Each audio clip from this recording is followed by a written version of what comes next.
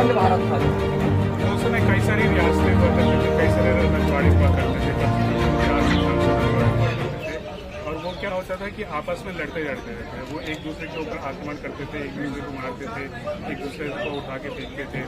पंच होते हैं, सरपंच में 5 जन होते हैं, 6 जन होते हैं, अलग अलग काउंसिल की बात कर रहे हैं, मतलब वो सब मिल के चलाएं, सामूहिक। ऐसे ही होगा कि जब सरकार बने ना बने, विश्व सरकार की बात तो चले। इस बात को लेकर भारत कुमार जी हमारे साथ हैं और लगातार ये बात तो होती रही है, अब से नहीं है। जब द्वितीय विश्व युद्ध था तब से ये बात शुरू हुई कि भाई पूरे विश्व को अब एक होना, ये देश, ये समय युद्ध का नहीं है।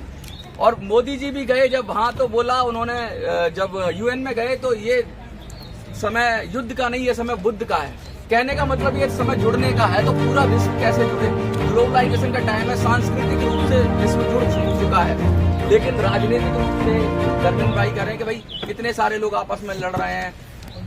कोई स्टेट किसी से लड़ता है। अभी इजराइल और फलस्तीन की बात हो रही थी, अभी यूक्रेन और रसिया की बात हो रही। तो लड़ते क्यों हैं?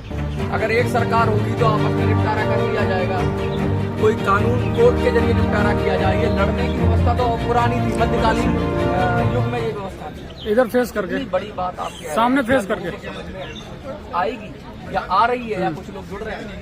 नहीं, हम देखते हैं जो लड़ने की बात आपने कही, युद्ध की बात कही है आपने, अगर अपने इतिहास देखते हैं तो हम देखते हैं कि भारत से पहले भारत की बाउंड्री वो नहीं थी जो इस समय अभी है।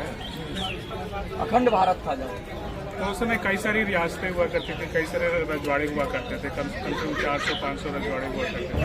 और वो क्या होता था कि आपस में लड़ते रहते थे, एक दूसरे के ऊपर आक्रमण करते थे, एक दूसरे को उठा के फेंकते थे।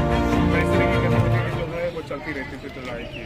फिर उसके बाद क्या हुआ कि पटेल जी ने सब लोगों को एक किया, पूरा भारत बनाया, और उसके बाद जो वो सारे रजवाड़े आपस में लड़ते थे, जब भारत बन गया तो फिर वो अपने आप ही समाप्त हुआ। बहुत बड़ा एग्जाम्पल, वो अपने आप ही समाप्त हुई। उसी तरीके से आज रूस अमेरिका लड़ते हैं, रूस यूक्रेन लड़ता है, और भारत पाकिस्तान लड़ता है, चीन भी भारत लड़ते हैं, इजराइल फिलिस्तीन लड़ते हैं। जब विश्व सरकार बन जाएगी तो ये लड़ाई जो है अपने आप ही समाप्त होगी। लेकिन विश्व सरकार की बात करें तो उसमें नुमाइंदगी कैसे होगी? अभी जब कहते हैं ना, जो ताकतवर होता है वो अपना डोमिनेंस करता है। इसका एक संविधान होना चाहिए, इसकी एक व्यवस्था होनी चाहिए। यूएन की बात करें तो 5 लोगों ने यूएन में वीटो पावर रख दी अपने पास, बाकी सारे तो के अधिकार, बाकी सारे देशों के अधिकार आप रखिएगा क्या यूएन के अंदर क्या है, 4-5 विश्व सरकार बन भी रही है तो ताकतवर शक्ति है, वो क्यों चाहेंगी कि विश्व सरकार बने? और छोटा जो देश है उसकी सॉवरेंटी, उसके जो हित हैं वो कैसे प्रोटेक्ट होंगे? क्योंकि जो बड़े हैं, ताकतवर हैं, वो ज़्यादा दरअसल ये डर जो है वो दोनों पक्षों में, जो विकसित देश है वो लोग सोचते हैं कि जो विकसित देश है उनका आधिपत्य हो जाएगा हमारे ऊपर। और ठीक इसी तरह की बात जो है विकसित देश जो है वो सोचते हैं कि अगर विश्व सरकार बन गई तो जो कम पढ़े लिखे देश हैं, जो गरीब देश है, उनका डोमिनेट हमारे ऊपर हो जाएगा, तो उनकी आबादी जाएगी। डर जो है वो गरीब देशों के अंदर है और देशों के अंदर। लेकिन ऐसी कोई बात नहीं है। जब बात आती है, जब हम एक गाँव को देखते हैं तो गाँव में जो सरपंच होते हैं, सरपंच में 5 जन होते हैं, 6 जन होते हैं, अलग अलग काउंसिल की बात कर रहे हैं, मतलब सब मिल के चलाएं, सामूहिक। ऐसे ही होगा कि जब विश्व सरकार बनेगी तो एक प्रेसिडेंट होगा और कई सारी मिनिस्ट्रियल्स होंगी, और उन मिनिस्ट्रियल्स के में 5-6 लोग जो होंगे वो नुमाइंदे खड़े होंगे, वो एजुकेशन मिनिस्ट्री होंगी, अलग अलग लोग कलेक्टिव लीडरशिप की बात हर क्षेत्र से आएंगे, हर जगह से आएंगे, हर कॉन्टिनेंट से आएंगे, हर धर्म से आएंगे। लेकिन इतनी विविधता है पूरी दुनिया में, अलग अलग पॉलिटिकल सिस्टम है, कहीं कम्युनिस्ट है, कहीं पूंजीवाद है, और कहीं राजशाही है, डिक्टेटरशिप भी है कह सकते हैं आप।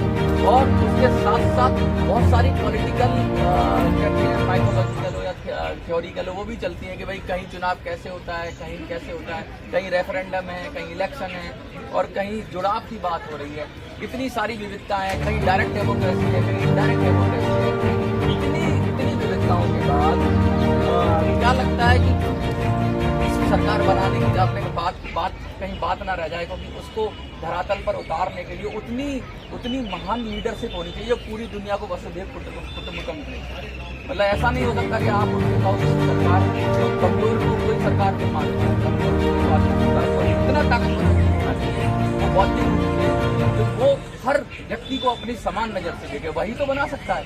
ऐसा व्यक्ति लाओगे कहाँ से? क्या वो अमेरिका में पैदा होगा, क्या वो इंडिया में पैदा होगा? ऐसा व्यक्ति कहाँ से लाओगे जो इतना समग्र हो, इतना समंदर जैसा हृदय हो, इतना नहीं, ऐसी बात नहीं है। हमारे देश में भी लीडर है, हमारे देश में भी लीडर है। अमेरिका में भी अच्छे लोग हैं, भारत में भी अच्छे लोग हैं, रूस में भी अच्छे लोग हैं, चाइना में भी अच्छे लोग हैं। वो सब के सब निकल के आएंगे। और जो विश्व सरकार के लोग होंगे वो कहीं दूसरे ग्रह से नहीं आएंगे, चांद से नहीं आएंगे, सितारे से नहीं आएंगे, किसी धरती के लोग, और वो लीड करेंगे। हमारे भारत में भी जो लीड करते हैं बस बहुत अच्छे लोग। अगर आपको एक किसी छोटे मोटे लीडर को भी देखो और बड़े से बड़े लीडर को भी देखो तो वो सारी कलाएं उसके अंदर होती है जो एक नेतृत्वकर्ता के अंदर होनी चाहिए। तो विश्व सरकार जो बनेगी उसमें जो लीड करेंगे उसके अंदर वो सारी कलाएं होंगी जो जिससे वो लीड करते हैं। एक सवाल और आप कहते हैं हमारे पास और ये चलती है, दोनों ही चीजें साथ साथ एग्जिस्ट करती हैं। अगर भारत में भी देखेंगे तो सरकार क्या भारत की सरकार होती है, बीजेपी की सरकार होती है, कांग्रेस की सरकार होती है, सपा की सरकार होती है, बसपा की सरकार होती है, क्योंकि हम आपस में फाइट करते हैं। उसके बाद जब जीत जाता है फिर कर देते हैं। तो पूरे दुनिया में भी अगर ये सिस्टम आ जाएगा तो सबकी सरकार होना बड़ा मुश्किल है।